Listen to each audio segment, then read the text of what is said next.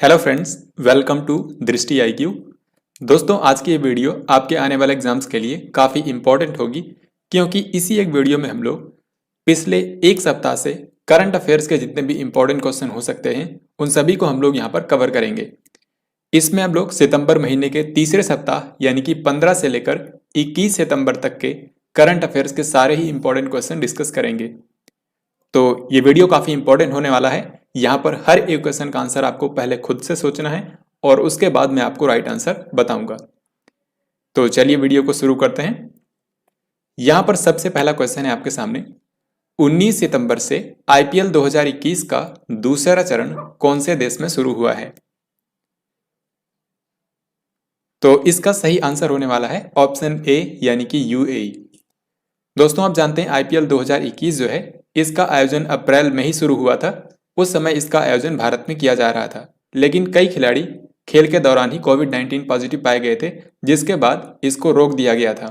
उस वक्त तक IPL के टोटल 29 मैच खेले गए थे, लेकिन जो 31 मैच बच गए थे अब इसको भारत में नहीं बल्कि UAE में करवाया जा रहा है।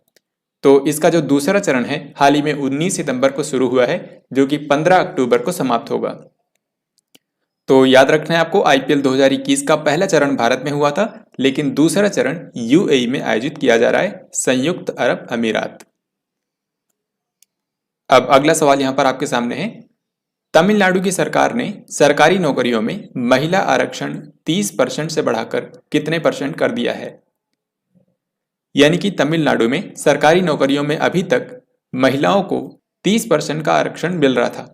तो आपको बताना है हाल ही में तमिलनाडु सरकार ने इसको बढ़ाकर कितना परसेंट कर दिया है।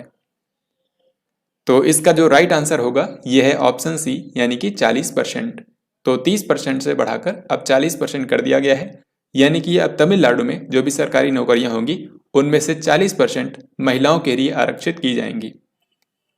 दोस्तों, यहाँ पर तमिलनाडु की बात हुई है तो अभी अभी आपको पता होगा तमिलनाडु में नए राज्यपाल बन गए हैं RN रवि, और यहाँ के जो राज्यपाल थे बनवारी लाल पुरोहित, उनको अब पंजाब का राज्यपाल बना दिया गया है।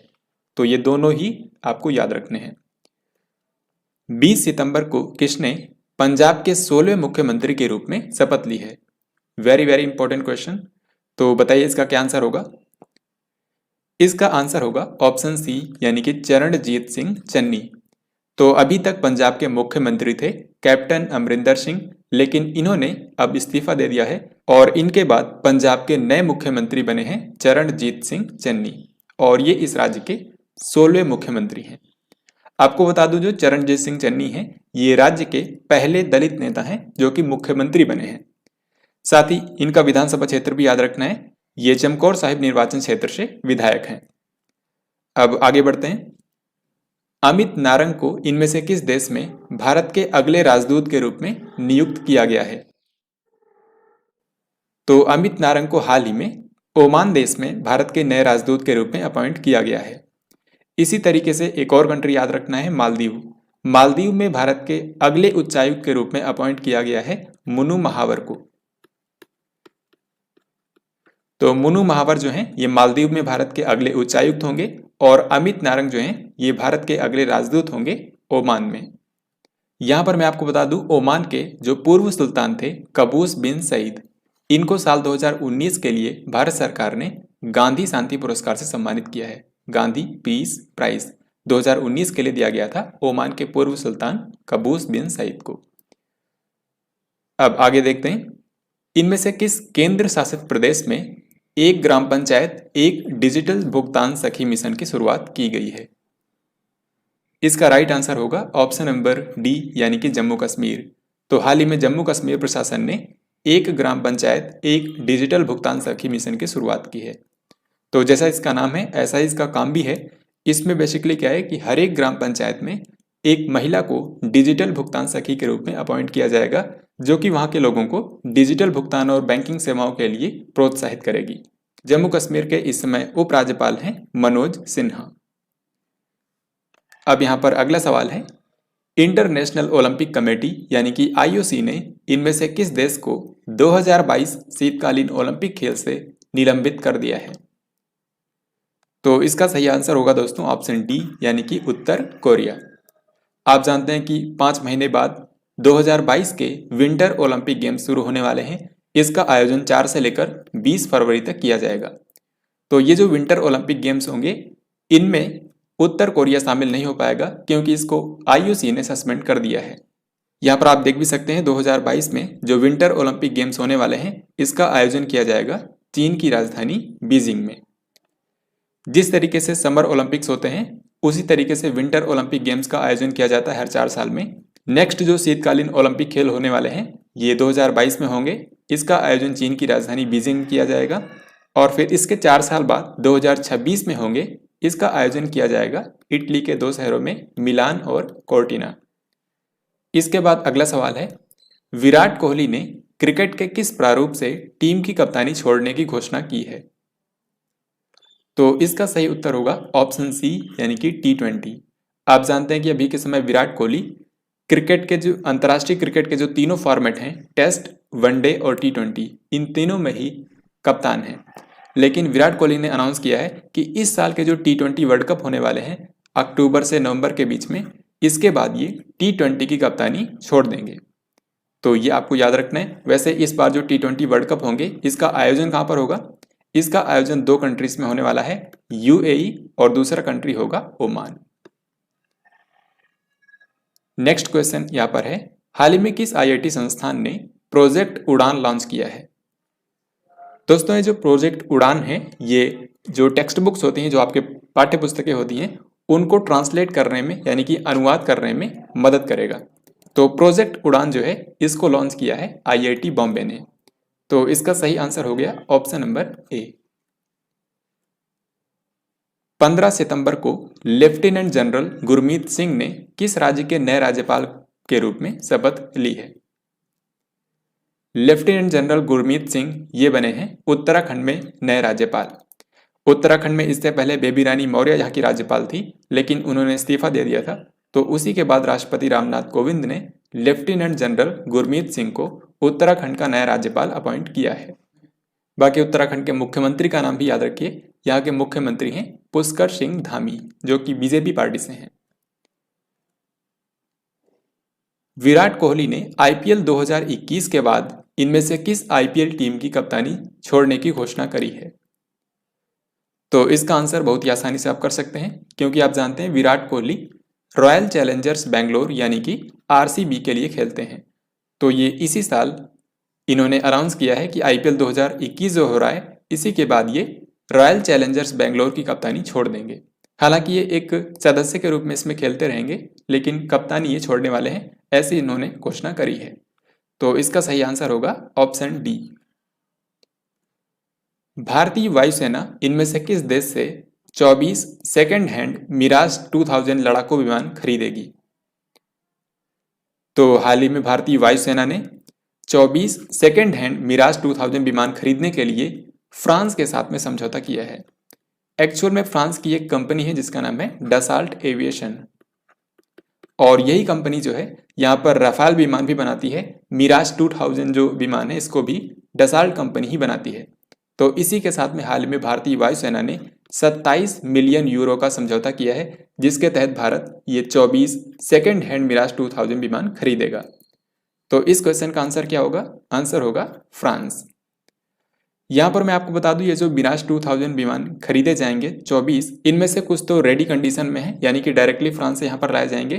बाकी कुछ को अपग्रेड किया जाएगा, उसके बाद भारत में लाया जाएगा। और यहाँ पर आपको इंडियन एयरफोर्स के बारे में एक वेरी इंपॉर्टेंट पॉइंट याद रखना है कि भारतीय वायुसेना के अगले प्रमुख होंगे विवेक राम चौधरी, यानी कि VR चौधरी को भारतीय वायुसेना का नया अध्यक्ष बनाया गया है। अभी इस क्वेश्चन में यहाँ पर आपको बताना है, हाल ही में हाथी मिर्च जिसको सिरारा खोंग मिर्च कहा जाता है और तामेंगलोंग संतरा, इन दोनों प्रोडक्ट्स को हाल ही में GI टैग प्रदान किया गया है। आपको बताना है कि ये कौन से राज्य से रिलेटेड है। तो इसका सही आंसर जो होगा ये है भारत का पूर्वोत्तर राज्य मणिपुर। तो हाल ही में मणिपुर के 2 चीज़ों को GI टैग दिया गया है। एक तो है यहाँ का एक मिर्च जिसको बोलते हैं हाथी मिर्च या फिर सिरारा खोंग मिर्च। एक्चुअल में जो ये हाथी मिर्च है ये मणिपुर में जिस गांव में उगाया जाता है इसका नाम है सिरारा खोंग, इसीलिए इसको सिरारा खोंग मिर्च भी कहा जाता है। ऐसे ही मणिपुर में एक ज़िले का नाम है तामेंगलोंग, यहाँ पर तामेंगलोंग नाम का संतरा उगाया जाता है जो कि काफ़ी फेमस है। तो इन्हीं दोनों उत्पादों को हाल ही में जीआई टैग प्रदान किया गया है। So this question is very very important. Manipur की राजधानी इम्फाल है और यहाँ के मुख्यमंत्री हैं एन बीरेन सिंह। भारत के 70वें शतरंज ग्रैंड मास्टर कौन बने हैं? कोई भी जो शतरंज खिलाड़ी होता है उसको जो सबसे बड़ा खिताब मिल सकता है वो ग्रैंड मास्टर का होता है और इसको देती है फिडे, यानी कि अंतर्राष्ट्रीय स्तर पर जो शतरंज के लिए संस्था है इसके द्वारा यह सम्मान दिया जाता है। तो हाल ही में भारत के 70वें शतरंज ग्रैंड मास्टर बन गए हैं राजा ऋत्विक। ये तेलंगाना राज्य से हैं, तो आपको याद रखना है भारत के 70वें शतरंज ग्रैंड मास्टर राजा ऋत्विक बन गए हैं।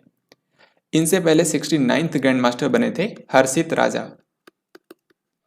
और ऐसे ही अगर आपसे पूछा जाए कि भारत के सबसे पहले शतरंज ग्रैंड मास्टर कौन थे, तो वो उनका नाम आप जानते हैं, विश्वनाथन आनंद। हाल ही में किस देश के तेज गेंदबाज लसित मलिंगा ने क्रिकेट के सभी प्रारूपों से संन्यास की घोषणा कर दी है? इन्होंने टेस्ट और वनडे से पहले से ही संन्यास लिया था, हाल ही में इन्होंने T20 से भी संन्यास ले लिया है। तो इस तरीके से इन्होंने क्रिकेट के सभी प्रारूपों से संन्यास की घोषणा कर दी है। तो ये कौन से देश से हैं? ये श्रीलंका के एक तेज गेंदबाज थे। सो आंसर होगा ऑप्शन ए। निम्न में से किस भारतीय को अंतर्राष्ट्रीय नागरिक उड्डयन संगठन यानी कि ICAO इसका हेडक्वार्टर है कनाडा के मॉन्ट्रियल शहर में? तो इसकी विमानन सुरक्षा समिति जो है उसका अध्यक्ष किस भारतीय को बनाया गया है ये आपको बताना है। तो इसका सही आंसर होगा ऑप्शन नंबर ए यानी कि शेफाली जुनेजा, और ये इस पद पर अपॉइंट होने वाली पहली महिला अधिकारी भी बनी है। नेक्स्ट क्वेश्चन देखते हैं। किस राज्य की सरकार ने EV रामास्वामी की 143वीं जयंती को सामाजिक न्याय दिवस के रूप में मनाया है? तो EV रामास्वामी जो हैं ये तमिलनाडु से थे। इन्हीं की हाल ही में 143वीं जयंती मनाई गई है 17 सितंबर को, और इस दिन को तमिलनाडु की सरकार ने सामाजिक न्याय दिवस के रूप में मनाया है। तो इसका सही आंसर होगा ऑप्शन बी यानी कि तमिलनाडु। अब से तमिलनाडु सरकार हर साल 17 सितंबर को सामाजिक न्याय दिवस के रूप में मनाएगी। 16 सितंबर को तेलंगाना ने अगले कितने सालों के लिए सूचना प्रौद्योगिकी नीति जारी की है? यानी कि हाल ही में तेलंगाना की सरकार ने नई IT पॉलिसी जारी की है। आपको बताना है कि ये कितने सालों के लिए जारी की गई है। देखिए, तेलंगाना सरकार ने जो अपनी पहली IT पॉलिसी जारी की थी इसको साल 2016 में 5 सालों के लिए जारी की थी। तो यानी कि 2021 में ये IT पॉलिसी समाप्त हो गई है। इसी के बाद अब तेलंगाना सरकार ने अपनी दूसरी IT पॉलिसी जारी की है। अब ये 2021 से 2026 तक चलेगी, यानी कि इसको भी 5 सालों के लिए शुरू किया गया है। सो आंसर हो जाएगा ऑप्शन सी। तेलंगाना के इस समय मुख्यमंत्री हैं के चंद्रशेखर राव। इनकी पार्टी का नाम है तेलंगाना राष्ट्र समिति, जो हाल ही में एक एग्जाम में पूछा भी गया था कि के चंद्रशेखर राव जो है इनकी कौन सी पार्टी है? तेलंगाना राष्ट्र समिति। बाकी तेलंगाना की राज्यपाल हैं डॉक्टर तमिलिसाई सौंदरराजन। डॉक्टर तमिलिसाई सौंदरराजन जो है इनको पुदुचेरी का राज्यपाल का भी उपराज्यपाल का भी प्रभार दिया गया है, क्योंकि पुदुचेरी जो है ये एक केंद्र शासित प्रदेश है और यहाँ पर उपराज्यपाल का पद होता है। तो तेलंगाना के राज्यपाल के अलावा इनके पास पुदुचेरी के उपराज्यपाल का भी प्रभार है। भारतीय सेना के प्रमुखों का 8वां सम्मेलन किस शहर में आयोजित किया गया? ये क्वेश्चन भी काफी महत्वपूर्ण है। ये जो सम्मेलन होता है इसमें भारतीय सेना के जो पूर्व प्रमुख रहे हैं वो सभी इसमें हिस्सा लेते हैं, साथ ही जो मौजूदा प्रमुख हैं जैसे कि MM नरवाने, मनोज मुकुंद नरवाने, तो इन सभी प्रमुखों का सम्मेलन होता है। इस बार 8वां सम्मेलन था और इसका आयोजन किया गया नई दिल्ली में। इस बार इसमें खास ये था कि इसमें नेपाल के जो पूर्व प्रमुख रहे हैं उनको भी इस सम्मेलन में इनवाइट किया गया था। तो याद रखिए इसका आयोजन किया गया था नई दिल्ली में। 18 सितंबर को किसके द्वारा मध्य प्रदेश के जबलपुर में उज्ज्वला 2.0 योजना का शुभारंभ किया गया? तो उज्ज्वला रसोई गैस योजना जो है इसका हाल ही में दूसरा चरण मध्य प्रदेश के जबलपुर में शुरू किया गया है। इसको शुरू किया है भारत के गृह मंत्री अमित शाह ने। अमित शाह के पास वैसे एक और मंत्रालय है जिसको इसी साल बनाया गया है सहकारिता मंत्रालय, यानी कि मिनिस्ट्री ऑफ कॉर्पोरेशन। तो सहकारिता मंत्रालय और गृह मंत्रालय इस समय है अमित शाह के पास। इन्होंने ही हाल ही में मध्य प्रदेश में एक दिन का दौरा किया था और इसी दौरान इन्होंने मध्य प्रदेश के जबलपुर में उज्ज्वला 2.0 योजना का शुभारंभ किया। हालांकि राष्ट्रीय स्तर पर उज्ज्वला 2.0 योजना को शुरू किया था अगस्त महीने में प्रधानमंत्री नरेंद्र मोदी ने, और इसको इन्होंने कहां से शुरू किया था? उत्तर प्रदेश के महोबा से। तो ये आपको याद रखना है, ये काफी ज्यादा महत्वपूर्ण है। संघाई सहयोग संगठन के राष्ट्र अध्यक्षों की 21वीं बैठक किस शहर में आयोजित की गई? तो संघाई सहयोग संगठन के जो राष्ट्र अध्यक्षों की बैठक होती है ये हर साल एक बार होती है। इस बार 21वीं बैठक थी और इसका आयोजन किया गया ताजिकिस्तान की राजधानी दुशानबे में, क्योंकि इस बार एससीओ की मेजबानी मिली है ताजिकिस्तान को। तो इसमें भारत से विदेश मंत्री एस जयशंकर ने हिस्सा लिया था, वो दुशानबे में गए थे। हालांकि जैसा कि आपको पता है ये राष्ट्र अध्यक्षों की बैठक है, यानी कि इसमें सभी देशों के जो राष्ट्र अध्यक्ष होते हैं वो शामिल होते हैं। तो भारत से प्रधानमंत्री नरेंद्र मोदी ने इसमें वर्चुअली हिस्सा लिया था। यहाँ पर आप देख भी सकते हैं जो संघाई सहयोग संगठन है यानी कि एससीओ, इसका मुख्यालय है चीन के बीजिंग में। चीन की राजधानी बीजिंग में इसका मुख्यालय है। हालांकि इसका नाम संघाई सहयोग संगठन है लेकिन इसका मुख्यालय है चीन की राजधानी बीजिंग में। एससीओ में टोटल अभी के समय 9 मेंबर हैं। वैसे इससे पहले तक इसमें सिर्फ 8 ही मेंबर थे और इसमें हाल ही में इसी सम्मेलन के दौरान एक नए कंट्री को शामिल किया गया है और ये देश है ईरान। तो अब एससीओ में टोटल 9 मेंबर देश हो गए हैं। 21 सितंबर को इनमें से किस शहर में 11वां अंतर्राष्ट्रीय शांति सम्मेलन आयोजित किया गया? तो हाल ही में 11th इंटरनेशनल पीस कॉन्फ्रेंस का आयोजन किया गया था अंतर्राष्ट्रीय शांति दिवस के अवसर पर, जो कि मनाया जाता है हर साल 21 सितंबर को। तो इस बार ये कहां पर हुआ है? इस बार इसका आयोजन किया गया भारत में लद्दाख की राजधानी लेह में। सो इसका सही उत्तर हो जाएगा ऑप्शन ए। और लद्दाख के समय उपराज्यपाल हैं राधा कृष्ण माथुर। साथ ही आपको बता दूं लद्दाख में हाल ही में लद्दाख प्रशासन ने अपना स्टेट बर्ड और स्टेट एनिमल डिक्लेयर किया है, ये आपको याद रखना है। जैसे कि यहाँ का स्टेट बर्ड डिक्लेयर किया गया है ब्लैक नेकेड क्रेन को, यानी कि जो काली गर्दन वाला सारस होता है इसको लद्दाख का राजकीय पक्षी घोषित किया गया है। ऐसे ही यहाँ का स्टेट एनिमल घोषित किया गया है स्नो लेपर्ड को, यानी कि जो हिम तेंदुआ होता है इसको यहाँ का राजकीय पशु घोषित किया गया है। तो ये दोनों पॉइंट्स भी आपको याद रखने हैं लद्दाख के बारे में। नीति आयोग, जो कि आप जानते हैं भारत का एक थिंक टैंक है, इसने हाल ही में 112 आकांक्षी जिलों में बच्चों को मुफ्त शिक्षा प्रदान करने के लिए किसके साथ में साझेदारी की है? तो भारत के वो जिले जो अभी पिछड़े हैं, जिनका ठीक तरीके से विकास नहीं हुआ है, उनको नीति आयोग ने आकांक्षी जिलों की संख्या दी है और ऐसे जिले भारत में हैं 112। तो इन्हीं जिलों के विकास के लिए यहाँ पर जो सरकारी स्कूल के बच्चे हैं उनको फ्री में एजुकेशन प्रोवाइड की जाएगी, ऐसी नीति आयोग ने योजना बनाई है। और इसी के लिए हाल ही में नीति आयोग ने बायजूस के साथ में समझौता किया है। तो बायजूस जो आप जानते हैं एक एजुकेशन टेक्नोलॉजी कंपनी है, इसने कई सारे प्रीमियम कोर्सेज डिजाइन किए हैं जिनको नीति आयोग की ये जो साझेदारी हुई है इसके तहत जो कक्षा 6 से लेकर 12 तक के बच्चे हैं वो आसानी से इन प्रीमियम कोर्सेज को फ्री में देख पाएंगे। तो इसी के लिए हाल ही में नीति आयोग ने बायजूस के साथ में साझेदारी करी है। दोस्तों आई होप कि आप इन सभी क्वेश्चन का आंसर इजीली कर पा रहे होंगे।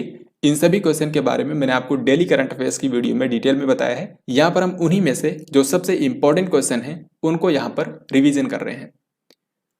तो यहाँ पर नेक्स्ट क्वेश्चन है आपके सामने, इनमें से किसने एशियाई स्नूकर चैंपियनशिप 2021 का खिताब जीत लिया है? तो इस बार जो एशियन स्नूकर चैंपियनशिप हुई है 2021 में, इसको जीत लिया है भारत के पंकज अडवाणी ने। ये महाराष्ट्र के पुणे शहर से हैं और आपको याद होगा 2019 में भी इसको भारत ने ही जीता था, यानी कि भारत के पंकज अडवाणी ने। फिर 2020 में तो ये हुआ ही नहीं था, लेकिन इस बार जब ये फिर से 2021 में हुआ है तो इसको पंकज अडवाणी ने ही जीत लिया है। अब नेक्स्ट क्वेश्चन देखते हैं, हाल ही में किसने रेल कौशल विकास योजना का शुभारंभ किया है? तो इसका सही उत्तर होगा ऑप्शन बी, यानी कि अश्विनी वैष्णव। जिस तरीके से आप जानते हैं प्रधानमंत्री कौशल विकास योजना है, इसी के अंतर्गत रेल कौशल विकास योजना का शुभारंभ किया गया है। इसको शॉर्ट में बोलते हैं रेल कौशल विकास योजना, यानी कि RKVY। तो जिस तरीके से आप जानते हैं जो प्रधानमंत्री कौशल विकास योजना है इसमें युवाओं को ट्रेनिंग दी जाती है, इसी तरीके से रेलवे कौशल विकास योजना में भी फ्री में युवाओं को ट्रेनिंग दी जाएगी। तो यहाँ पर आप देख सकते हैं इसके बारे में। इसमें टोटल 4 ट्रेड हैं जिनमें युवा ट्रेनिंग ले सकेंगे: फिटर, मशीनिस्ट, इलेक्ट्रीशियन और वेल्डिंग। तो इसमें कितने लोगों को यह ट्रेनिंग दी जाएगी? इसमें लक्ष्य ये रखा गया है कि अगले 3 सालों के अंदर अंदर भारत के 50,000 युवाओं को इसके तहत ट्रेनिंग दी जाएगी। 50,000 युवाओं को ट्रेनिंग दी जाएगी। और इसके लिए ये जो ट्रेनिंग होगी ये कहाँ पर मिलेगी? तो याद रखिए, इसके लिए 75 रेलवे ट्रेनिंग इंस्टीट्यूट यानी कि रेलवे प्रशिक्षण संस्थानों का चयन किया गया है और यहीं पर इन 50,000 युवाओं को अगले 3 सालों में ट्रेनिंग दी जाएगी। इसके लिए कौन लोग पात्र होंगे? तो ये याद रखिएगा, ये कोई भी व्यक्ति जो कि 18 से 35 साल जिसकी एज है, यानी कि इस एज ग्रुप के अंदर जो भी व्यक्ति है, अगर उसने 10th किया है तो वो इस ट्रेनिंग को ले सकता है। तो रेल कौशल विकास योजना के बारे में आपको ये सारे पॉइंट्स याद रखने हैं। इसको भारत के रेलवे मंत्री अश्विनी वैष्णव ने लॉन्च किया है। हाल ही में नीति आयोग ने शून्य प्रदूषण वाले डिलीवरी वाहनों को बढ़ावा देने के लिए कौन सी पहल शुरू की है? तो भारत के जो शहरी क्षेत्र हैं वहां पर डिलीवरी के लिए जो वाहन इस्तेमाल किए जाते हैं उनको अब इलेक्ट्रिक वाहनों में बदला जाएगा ताकि माल की ढुलाई में प्रदूषण को जीरो किया जा सके। तो इसी के लिए हाल ही में नीति आयोग ने एक पहल शुरू की है जिसका नाम है शून्य पहल। तो इसके तहत डिलीवरी वाहनों की जगह इलेक्ट्रिक वाहनों को बढ़ावा दिया जाएगा। इसके लिए नीति आयोग ने अमेरिका की संस्था RMI और इसी की इंडिया की जो ब्रांच है RMI इंडिया, इनके साथ में समझौता किया है। 17 सितंबर को इनमें से किस शहर में GST काउंसिल की 45वीं बैठक आयोजित की गई? तो वस्तु एवं सेवा कर यानी कि GST काउंसिल जो होती है, इसकी बैठक हाल ही में 45वीं बैठक आयोजित की गई थी उत्तर प्रदेश के लखनऊ में। तो इसका सही उत्तर हो जाएगा option number B. GST council जो होती है इसकी अध्यक्षता करते हैं भारत के वित्त मंत्री जो कि इस समय है निर्मला सीतारमण। तो इन्हीं की अध्यक्षता में लखनऊ में GST काउंसिल की 45वीं बैठक हाल ही में आयोजित की गई। निम्न में से किस देश में दुनिया का सबसे बड़ा कार्बन कैप्चर प्लांट स्थापित किया गया है? यानी कि जो प्लांट स्थापित किया गया है ये हवा में जो कार्बन डाइऑक्साइड मौजूद होती है उसको ये एब्जॉर्ब कर लेगा ताकि कार्बन एमिशन को कम किया जा सके। तो ये जो कार्बन कैप्चर प्लांट लगाया गया है इसको आइसलैंड में स्थापित किया गया है। सो इसका सही उत्तर होगा ऑप्शन बी। आइसलैंड की एक कंपनी है जिसका नाम है कार्बफिक्स, इसी ने इस कार्बन कैप्चर प्लांट को स्थापित किया है और इस कंपनी का ये दावा है कि 1 साल के अंदर ये 4000 टन कार्बन डाइऑक्साइड को सोख सकता है। तो इसको आपको याद रखना है, दुनिया का सबसे बड़ा कार्बन कैप्चर प्लांट हाल ही में आइसलैंड में लगाया गया है। बहुपक्षीय समुद्री रणनीतिक अभ्यास ज़ैपेड 2021 हाल ही में किस देश द्वारा आयोजित किया गया? तो हाल ही में एक मल्टीलेटरल एक्सरसाइज हुई थी जिसका नाम है ज़ैपेड 21। इसको रूस द्वारा आयोजित किया गया था। सो इसका करेक्ट आंसर होगा ऑप्शन ए। इसमें भारतीय सेना ने भी हिस्सा लिया था। भारतीय सेना के 200 सैनिकों का दल इस अभ्यास में शामिल हुआ था। भारत में प्रत्येक वर्ष इंजीनियर दिवस कौन से दिन मनाया जाता है? इंजीनियर दिवस जो है ये भारत के मशहूर सिविल इंजीनियर M विश्वेश्वरैया के जन्मदिन पर मनाया जाता है। इनका जन्म हुआ था 15 सितंबर 1860 को। तो इसीलिए हर साल 15 सितंबर को भारत में इंजीनियर दिवस के रूप में मनाया जाता है। तो इसका सही उत्तर हो जाएगा ऑप्शन सी। तो इसी के साथ हम लोग देखते हैं इस वीक में जो इम्पोर्टेंट डेज मनाए गए हैं। सबसे पहले मैंने आपको बताया 15 सितंबर। 15 सितंबर को मनाया जाता है इंजीनियर दिवस। भारत के मशहूर सिविल इंजीनियर M विश्वेश्वरैया का ये जन्मदिन होता है। फिर इसके बाद 15 सितंबर को ही अंतर्राष्ट्रीय स्तर पर मनाया जाता है अंतर्राष्ट्रीय लोकतंत्र दिवस यानी कि इंटरनेशनल डे ऑफ डेमोक्रेसी। फिर इसके बाद 17 सितंबर को मनाया गया विश्व रोगी सुरक्षा दिवस यानी कि वर्ल्ड पेशेंट सेफ्टी डे। तो रोगियों की सुरक्षा के लिए यह दिवस हर साल मनाया जाता है। इसकी शुरुआत हुई थी साल 2019 में।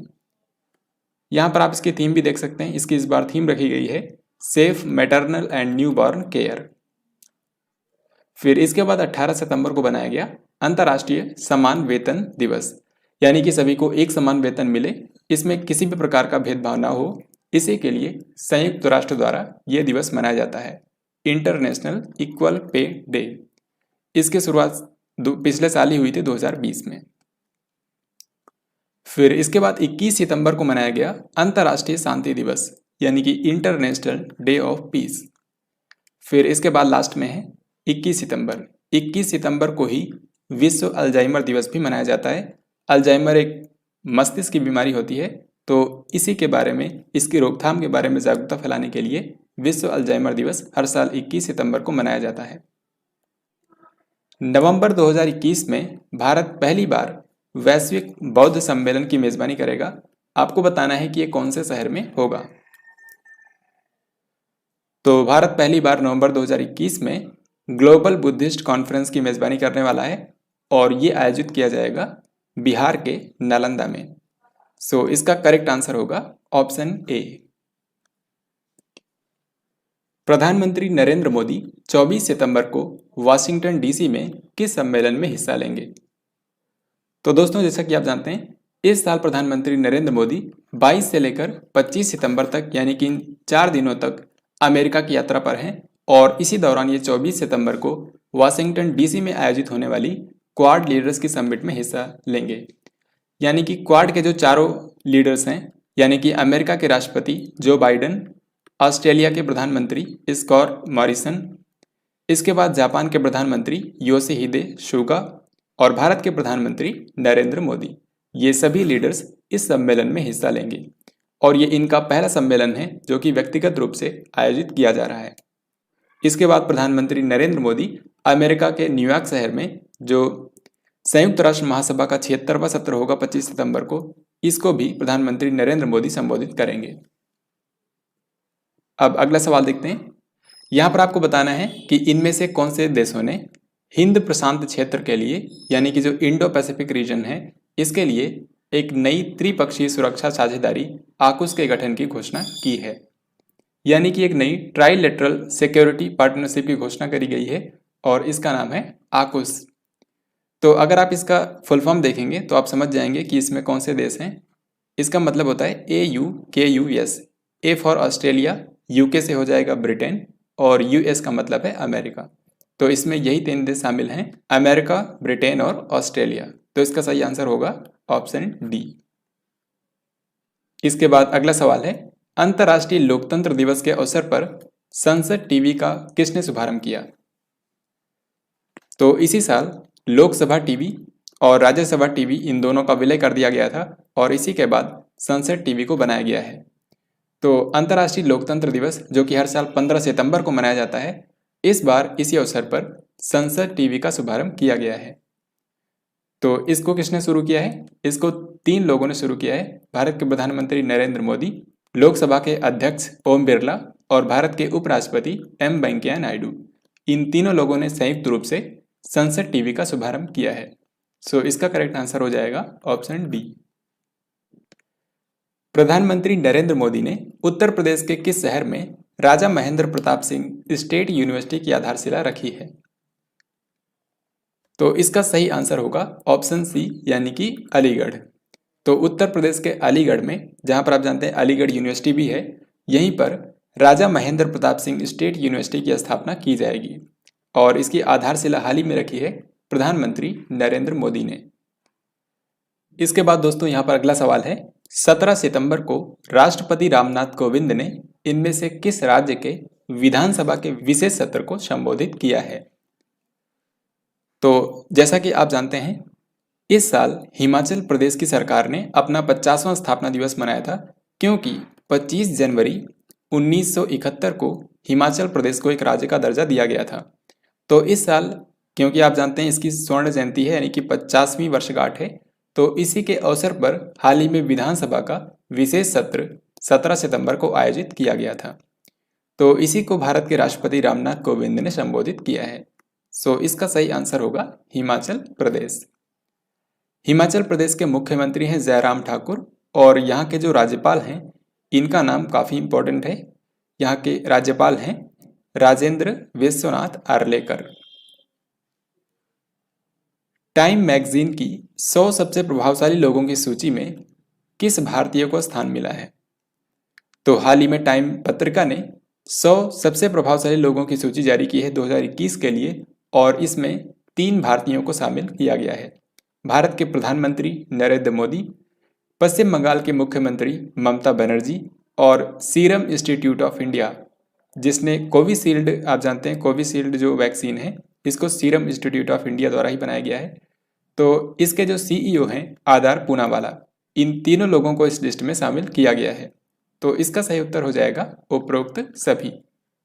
यहाँ पर आप देख भी सकते हैं 3 Indians in times 100 most influential people of 2021।